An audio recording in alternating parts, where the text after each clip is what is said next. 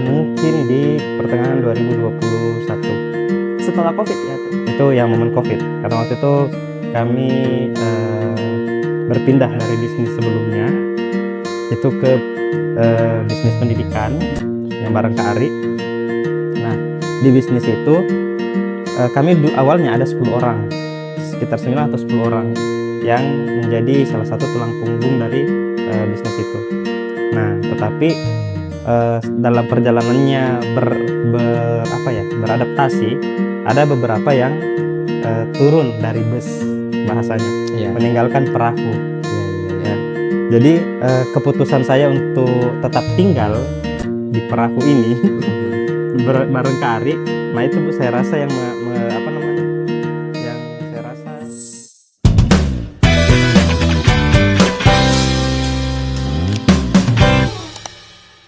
Assalamualaikum warahmatullahi wabarakatuh. Waalaikumsalam warahmatullahi wabarakatuh. Selamat datang di podcast Har Project, tempat kita ngobrol santai soal keuangan dan pengembangan diri. Dan pada episode kali ini kita akan membedah buku yang berjudul The Psychology of Money by Morgan Housel. Dan di sini kita akan membahas hal-hal yang penting dan apa saja yang dapat kita terapkan di kehidupan kita sehari-hari. Dan di sini saya tidak sendiri, saya ditemani oleh Kak Vicky dan Kak Ari. Kak Ari baru datang nih, baru muncul lagi di channel kita. Alhamdulillah. Baik, pada kesempatan kali ini kita akan membahas di bab ke-6 yang berjudul Anda Menang Undian. Nah, langsung saja nih Kak. Apakah bab ini membahas terkait momentum atau ada penjelasan lain yang ingin disampaikan oleh sang penulis ini? Siapa nih yang mau jawab? Kak Vicky aja deh, Kak Vicky deh, boleh. Baik, jadi di bab ini penulis membahas tentang dimana dari banyaknya proses yang kita bisa jalani, mungkin kita akan mendapatkan kegagalan, kesalahan perhitungan dan lain sebagainya. Tetapi itu nantinya semua tidak berarti lagi ketika kita sudah mendapatkan satu kemenangan atau satu keberhasilan yang besar seperti itu. Berarti ini ada hubungannya dengan bab sebelumnya yang kalau tidak salah itu faktor keberuntungan dan faktor risiko. Ataukah ini beda memang? Ya, tentu ada kaitannya Kak, terkait dengan keberuntungan dan risiko tersebut. Karena dalam berproses, baik di dunia keuangan, kalau buku ini kan menyinggung tentang keuangan, maupun di dalam kehidupannya secara luas, terkait dengan risiko itu kan selalu ada, faktor risiko itu selalu ada. Nah, berproses menghadapi risiko dan dengan meminimalisirnya itu pasti akan kita jalani. Nah, dan nantinya kita akan merasa berhasil atau kita akan merasa bahwa ini adalah sebuah ibaratnya kayak keberuntungan yang besar ketika kita menemukan momentum beruntung itu. Berarti ini ada hubungannya dengan momentum ya. Ya. Kalau dari POV Kari gimana nih? Iya, di buku kan di awal dibahas tentang lukisan ya. Jadi seseorang membeli banyak lukisan, ternyata dari lukisan-lukisan tersebut tidak semua bernilai tinggi, hanya beberapa, tapi beberapa yang bernilai tinggi tersebut itu bisa mengcover keuntungan yang berkali-kali lipat ya untuk modal dari lukisan-lukisan yang lain. Ya, memang di bagian ini Tails You Win yang bermakna Anda menang undian adalah tentang bahwa misalnya kita berinvestasi ada 100 ya dengan modal 50 juta misalnya dibagi rata untuk semuanya. Kalau dikali 100 kan besar banget ya. Berapa harus keuntungan didapatkan untuk menutupi modalnya tersebut. Tapi dengan kesabaran dan ketahanan dalam investasi tersebut di buku itu dijelaskan bahwa cukup 5 sampai 10 misalnya dari investasi kita, ketika dia kemudian menghasilkan, maka keuntungannya bisa menutupi dari modal-modal yang dikeluarkan sebelumnya. Jadi ini sebenarnya lebih kepada usaha investasi gitu, usaha dan investasi. Betul. Dan ini bisa juga kita bawa ke ranah bisnis bagi teman-teman yang nonton channel kita ini, apabila mereka ingin memulai sebuah usaha seperti itu. Misalnya, contoh ya, misalnya kalau kita bawa ke ranah bisnis, misalnya seseorang pemula dalam bidang usaha gitu. Nah, dia ada modal misalnya contoh 10 juta rupiah. dia bisa kemudian melakukan riset dengan modal tersebut dengan membeli misalnya 20 produk. 20 produk. Jadi 10 juta dibagi 20 kan 500.000 ya, Iya. kurang lebih. Jadi 500.000 untuk setiap produk tersebut. Misalnya dia ada dana dingin 10 juta, 500.000 untuk setiap produk. Nah, dan produknya beda-beda. Misalnya kaos kaki, terus tiba-tiba jaket, tiba-tiba buku, habis itu yang satu Gamis. makanan, Gamis. gamis, kemudian alat elektronik Iya. gitu. Dari 20 produk itu dia coba dalam 1 bulan. Yang mana yang paling cepat laku. Laku. Akhirnya bisa dieliminasi nih yang tidak bertahan. Gitu. Nah, misalnya contoh ya. Yang tidak dan yang melakukan ini mungkin anak SMA atau mahasiswa. Karena kalau kita sudah berkeluarga punya tanggungan kan sulit ya. Itu berisiko juga. Iya. Jadi ternyata dari 20 produk ini ada 5 kemudian yang laku keras. Misalnya contoh ya, dan dia spesifik misalnya pada aspek misalnya konveksi gitu, pakaian kan dan seterusnya. Nah, maka dia bisa mengeliminasi 15 yang lainnya dan dia bisa memaksimalkan fokus konsentrasi kerja SDM untuk membesarkan bisnis di bidang ini gitu. Nah, dan inilah nanti yang akan karena tervalidasi sendiri oleh pasar. Jadi ini dibeli oleh pasar dan inilah nanti yang akan laku keras. Seperti itu di bulan kedua, bulan ketiga, bulan keempat dan seterusnya. Gitu. Nah, jadi akhirnya apa? Misalnya tadi modalnya 10 juta. Iya. Kan kalau 5 ini kan berarti 500.000 kali 5 2.500.000. 2.500.000 ketika dikonsentrasikan lagi lebih besar, ternyata bisa jadi 50 juta omsetnya sampai 100 juta. Berarti kan tadi yang 7.500.000 ini sudah tergantikan oleh keuntungan dari modal yang di sebelah sini. Kira-kira seperti itu. Tails you win menurut saya seperti itu kira-kira dari ngobrol tadi sama Kak Vicky. Iya. Oke, saya ada beberapa pertanyaan nih yang sudah saya siapkan. Apakah ada hubungannya antara konsep keberuntungan dan manajemen risiko dalam keuangan? Ini untuk saya. Iya, Apa hubungannya manajemen risiko dan keberuntungan keberuntungan? dalam keuangan. Jadi yang pertama tadi kita bahas contoh tadi studi kasus bisnis itu sudah manajemen risiko. Jadi misalnya saya dimodali sama bapak nih, atau saya punya tabungan 50 juta. Terus saya coba 10 juta tadi dengan 20 jenis produk untuk pertama kali berbisnis.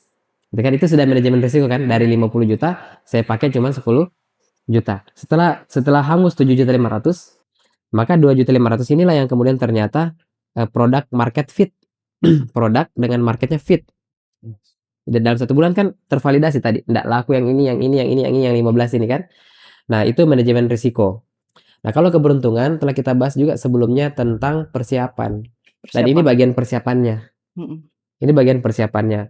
Terus ditambah dengan peluang atau momentum. Jadi kita bisa mengukur atau menyambut momentum dengan persiapan ini. Ternyata momentum kita di mana nih? Nah, jadi bisa sebenarnya diukur momentumnya di situ. Di samping memang ya perlu unsur doa, unsur-unsur yang lain lah ya untuk kemudian bisa Allah menggerakkan semesta untuk mendukung usaha kita gitu. Iya. Yang penting kan aspek ikhtiar kita itu ada, terus kita evaluasi. Oh, ternyata yang laku yang ini. Daripada kita menahan ego. Oh, kalau saya kan sukanya bisnis kuliner. Sukanya bisnis kuliner. Tapi ternyata sudah jualan 1 bulan bisnis kuliner. Yang kuliner A-nya tadi yang dari 15 itu mungkin ada 5 yang kuliner. A, ikan, B, ayam, C, kerang, D, misalnya apalagi kepiting gitu. Dalam 1 bulan tidak laku, malah basi gitu. Tetap egonya dipertahankan pada bisnis kuliner karena dia suka. Itu kan tidak realistis, itu tidak faktual. Maka dia tidak bisa menyambut momentum tadi. Karena dia tertutupi oleh ego gitu. Nah, ketika dia kemudian lebih rasional, dia melihat meskipun saya suka bisnis kuliner, tapi bisnis konveksi tervalidasi oleh pasar gitu. Nah, menguntungkan lebih. Nah, akhirnya kemudian ini yang difokuskan. Ketemulah ikhtiarnya, ketemulah momentumnya eksponensial. Kira-kira seperti itu. Itu saya teringat kalau misalnya di dunia konten kreator ya, dan juga mungkin ada kaitannya dengan dunia bisnis, kita itu sangat disarankan untuk bikin konten yang orang suka Betul. bukan yang kita suka. Karena ya bisa jadi kita suka itu kan masalah perspektif Iya. kan. Nah, bisa jadi kita suka A, tapi audiens yang mayoritas itu lebih suka kepada B, C, D dan lain sebagainya. Iya. Maka biar kita growth di dunia content creator, berarti harus mensuplai apa yang orang suka, bukan apa yang kita suka. Nah, jadi saya tuh ada salah satu akun contoh gitu kan, akun pembanding. Dia tuh teman kuliah saya dulu, maksudnya beda tapi beda jurusan. Jadi yang dia bikin itu adalah konten a day in my life. Konten a day in my life. Jadi kayak dia, hari ini kami ke pasar sama anak, bla bla bla bla bla dan lain sebagainya. Dia suka menceritakan apa-apa yang terjadi dalam hidupnya. Ya kan, dia suka sharing apa-apa yang dia jalani sehari-hari. Tetapi orang kan belum tentu suka itu. Iya. Ya kan, orang belum tentu suka. Jadi memang sebagai akun pembanding saya melihat bahwa performa dari akunnya sudah hampir setahunan lebih itu masih sama dengan ketika di awal, Stagnan. Nah, jadi ketika saya juga belajar tentang dunia perkontenan itu, saya bilang, oh iya, ini salah satu hambatan ketika memang membuat sebuah konten. Jadi memang kita butuh mensuplai kebutuhan orang. Iya. Kita perlu mensuplai kebutuhan orang, apa yang orang suka, apa yang orang mau cari, apa yang orang ini. Bahkan mungkin jika itu jauh dengan personanya kita, it's okay, kita pindah pelan-pelan dari personanya kita menjadi apa yang orang butuhkan. Selama itu ada value-nya. Kan value kalau dalam perkontenan kan ada value sosial, ada value edukasi, ada value hiburan. Iya. Nah, kalau hiburan itu kan ibaratnya kayak bikin apa aja yang bisa bikin orang tertawa, Iya. orang senang, orang nyaman, silahkan. Ada juga yang edukasional, ya berarti kita harus bikin konten yang orang mau tahu apa sebenarnya. Orang mau belajar apa. Nah, kita kasih kontennya seperti itu. Nah, itu membuat konten jauh lebih berkembang. Nah, tadi kembali juga ke yang Kak Ri ikhtiarkan yang Kak Ri bahas tadi tentang ikhtiar. Kita mungkin bikin konten 100 konten, 150 konten. Nah, dari banyak-banyak itu, kita nggak tahu yang mana yang betul-betul dicari sama orang. Nah, ketika kita sudah membuat persiapan, kesempatannya atau peluangnya itu datang dari orang-orang yang butuh kontennya kita. Nah, kalau salah satu konten kreator traveling yang saya ikuti, dia lama stuck di perkontenan juga, tetapi dia ketemu winning konten, istilahnya kalau di dunia perkontenan itu adalah winning kontennya, adalah ketika dia mengedukasi orang bagaimana caranya packing perlengkapan gunung di tas yang kecil. Nah, jadi orang kan kalau bayangkan orang naik gunung yang sampai 3 hari, 4 hari, 5 hari itu kan kayak makanannya bagaimana, pakaian, belum lagi kayak tenda-tenda dan lain sebagainya, peralatan campingnya dan lain sebagainya. Nah, dia mengajarkan caranya bagaimana packing kebutuhan, menghitung kebutuhan selama pendakian, lalu memasukkannya di dalam tas carrier yang standar. Karena tas carrier kalau misalnya terlalu besar tidak bagus, kalau terlalu kecil juga tidak bagus. Nah, akhirnya itu jadi winning kontennya. Nah, alhamdulillahnya sekarang betul-betul kehidupan konten itu adalah hidupnya dia, hidup dari konten dia, seperti itu. Nah, itu tadi mungkin yang berkaitan dengan apa yang Kak Ari sampaikan. Berarti memanfaatkan momentum itu sangat penting ya. Sangat penting, Kak. Saya punya pertanyaan nih, Kak. Apakah ada pengalaman di dalam hidup Anda yang menurut Anda merupakan keberuntungan yang dapat merubah arah hidup Anda? Gitu, Kak. Apakah ada keputusan-keputusan dari Kakak yang dapat mengubah status dari orang biasa ke Oke. Jadi dari bab sebelumnya kan kita bahas luck and risk kan, itu masih berkaitan sampai sekarang karena memang bab yang setelahnya juga kan ada penumpukan. Itu mempengaruhi juga pembahasan sebelumnya, sama menjadi kaya versus tetap kaya gitu kan. Itu juga mempengaruhi saling mensupport lah untuk membangun perspektif di bab buku Psychology of Money. Nah, jadi misalnya contoh kalau pengalaman atau experience pribadi, misalnya kan dulu kita hidup secara sebelum COVID ya, konvensional gitu kan, tanpa digital. atau kurang lah dari sisi digital. Semuanya dikerjakan secara offline, manual gitu kan. Nah, kemudian setelah pandemi COVID itu kalau saya mengingat tepatnya itu bulan 3 tahun 2020 tanggal 15 Iya. Indonesia lockdown pertengahan bulan 3 karena langsung tutup usaha kita yang konvensional yang harus tatap muka secara offline. Nah, saya pribadi saat itu 2 pekan itu dan mungkin semua orang juga tidak ngapa-ngapain di rumah. Mhm. Saya adek yang laki-laki tuh punya teman pinjamin dia hard disk isinya film. Mmm. 2 pekan di bulan 3 dari tanggal 16 sampai akhir bulan, terus kerja saya nonton selain sholat dan makan sama tidur. Jadi nonton, sholat, makan, tidur.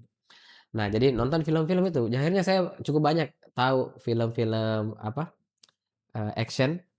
Padahal jarang nonton sebenarnya film-film action karena dari hard disk tersebut. Nah, nanti di bulan 4 baru kemudian saya mengatakan tidak bisa seperti ini.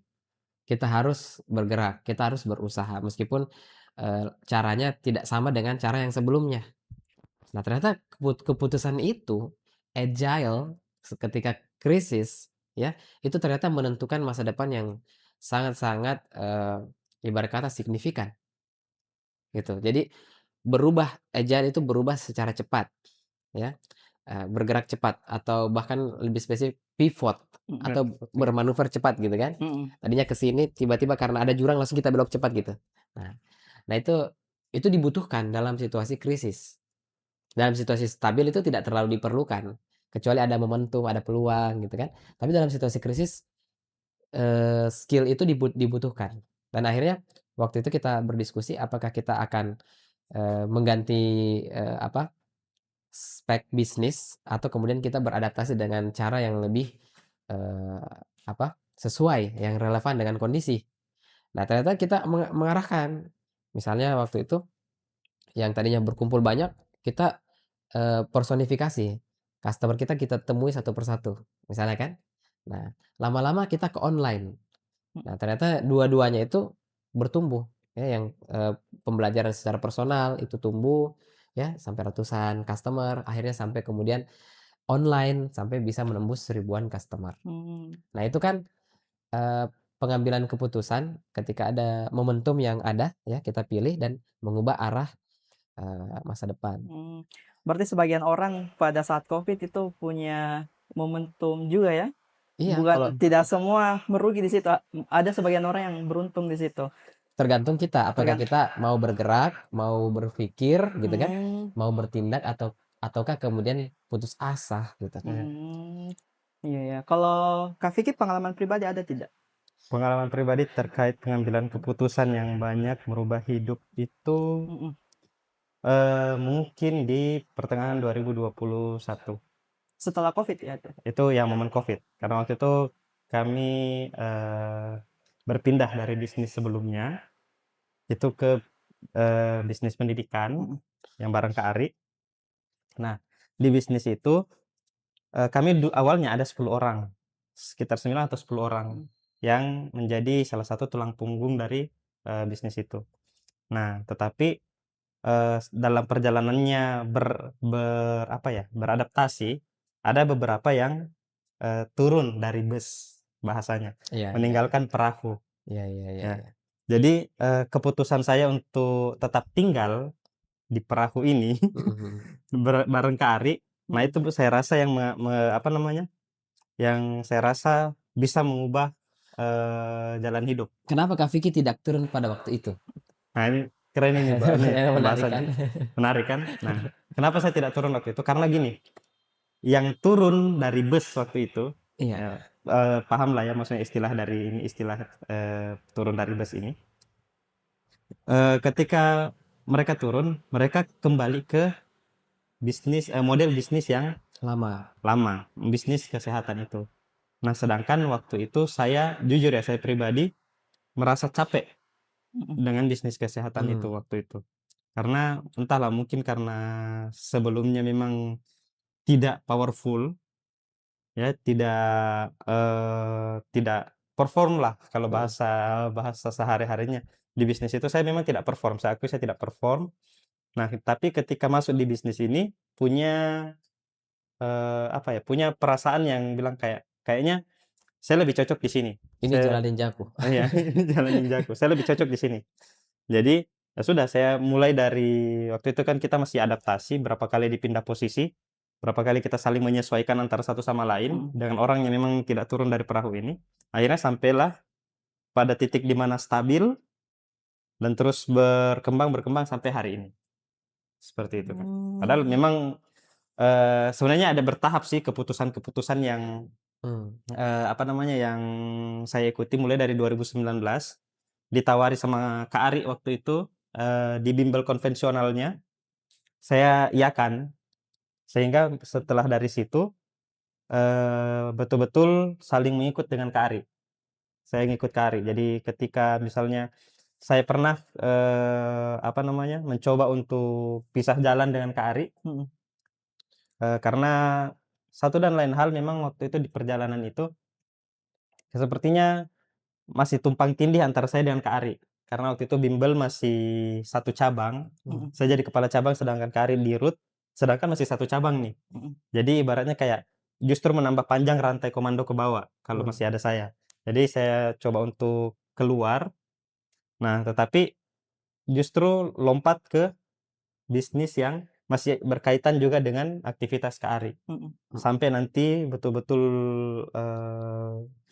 di bisnis yang kesehatan itu, sampai nanti juga selesai dengan bisnis kesehatan itu, bergabung lagi dengan, perahunya Kak Ari. Seperti itu. Berarti pertemuan antara Kak Vicky dan Kari itu salah satu momentum yang terbaik juga ya. Nah, alhamdulillahnya Ya. demikian. Oke, saya beralih ke buku dulu ya karena kalau pertanyaan yang muncul dari saya itu agak blunder. Baik, apakah orang sukses cenderung melebih-lebihkan peran usaha mereka itu sendiri? Contoh nih, saya ini sukses karena saya giat, saya pintar. Dia tidak menolak adanya momentum. Apakah ini termasuk orang yang sombong atau bagaimana? Iya. Kalau Morgan Housel sendiri mengatakan bahwa orang Barat ini ya, dia mengakui bahwa secara realitas yang terindra ada areal yang tidak dikuasai oleh manusia, gitu. Jadi kalau kita memang objektif melihat kehidupan, memang kenyataannya ada areal yang itu di luar dari kendali kita, seperti itu. Nah, dan ini sudah dijelaskan dalam Islam. Ternyata orang Barat, Karim mengakui Morgan Housel, dia bisa menyadari hal tersebut dan dia menjelaskannya secara objektif. Iya. Karena itu memang fakta, itu realitas. Iya.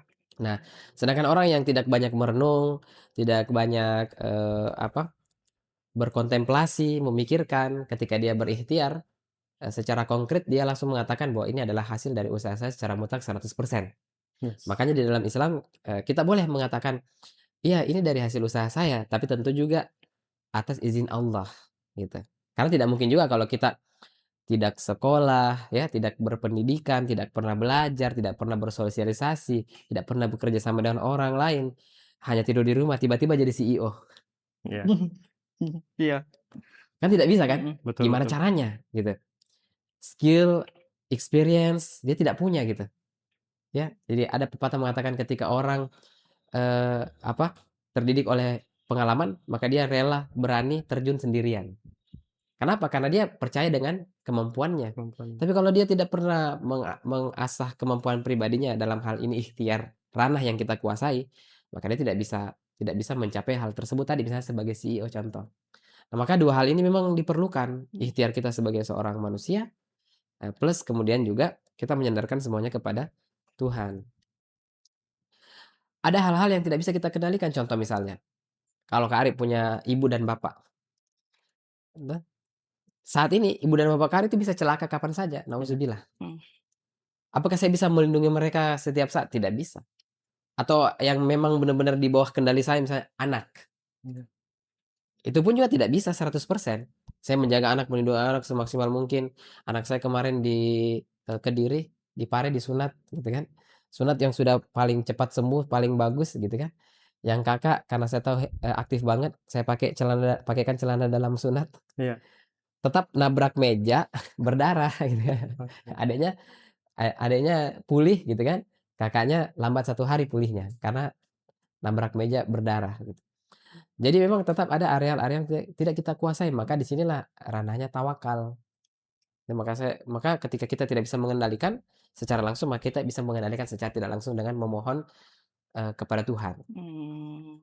Allah Subhanahu wa taala ada doanya kan, bismillahirrahmanirrahim dan seterusnya. Tentang orang tua kita, istri kita, anak-anak kita, perusahaan kita, bahkan diri kita sendiri, gitu. Bahkan kesehatan kita apakah di bawah kendali kita 100%? Iya, Tidak kan? tidak. Nah, maka tidak bisa seperti itu. Berarti kewajiban kita hanya berproses. Untuk hasilnya itu dari ketentuan dari Allah ya. Iya, betul, Hmm. berproses. Berproses. Baik, terakhir nih Kak. Bagaimana cara tetap termotivasi ketika menyadari bahwa tidak semua hasil berada dalam kendali kita? Bagaimana cara menyadari Menyadari atau bahwa tidak semua termotivasi hasil berada dalam kendali kita. kendali kita? Ada nih biasa orang, dia sudah berusaha, Iya. tapi hasilnya minim. Mm-mm. Dia menyalahkan keluarganya, menyalahkan Tuhan. Iya. Bagaimana cara memotivasi orang-orang seperti itu? Iya. Jadi motivasinya adalah kita harus melangkah dengan hati-hati dan penuh perhitungan. Jadi misalnya gini, ada pepatah mengatakan memulai bisnis butuh keberanian, Yes. membesarkannya butuh Ilmu. ilmu. Jadi memang memulai bisnis itu butuh kita berani dulu. Jadi harus terbiasa untuk berani melangkah. Tapi jangan lupa berani itu bukan cuman satu-satunya cara untuk sukses. Itu hanya langkah pertama. Langkah-langkah berikutnya adalah dibutuhkan ilmu seperti itu atau pengetahuan sehingga langkah kita tidak salah atau sedikit atau minim kesalahan. Seperti itu. Jadi ini motivasi bagi orang yang kemudian khawatir gitu kan. Jadi makanya perlu adanya namanya mentoring. Nabi Muhammad saja yang seorang nabi dimentoring sama malaikat Jibril Jibril. gitu kan. Nah, Abu Bakar As-Siddiq khalifah pertama, Umar bin Khattab khalifah yang kedua, dua-duanya hebat gitu kan. Dimentoring oleh Nabi Muhammad Shallallahu alaihi wasallam. Nah, jadi kalau kita ingin sukses, maka bergurulah sama orang-orang yang telah berhasil sebelumnya. Berarti ilmu pengetahuan dapat meminimalisir Iya. kegagalan. Insya Allah. Insya Allah. Tetap ada insya Allah. Insya Allah. Ya, baik. Tidak terasa kita sudah berada di penghujung podcast kita. Dan terima kasih Kak Ari, Kak Vicky telah memberikan insight-insight yang luar biasa pada hari ini. Semoga apa yang dapat kita diskusikan itu bermanfaat bagi teman-teman yang menonton. Mungkin itu saja. Saya cukupkan dengan ucapan Assalamualaikum warahmatullahi wabarakatuh. Waalaikumsalam. Waalaikumsalam warahmatullahi wabarakatuh.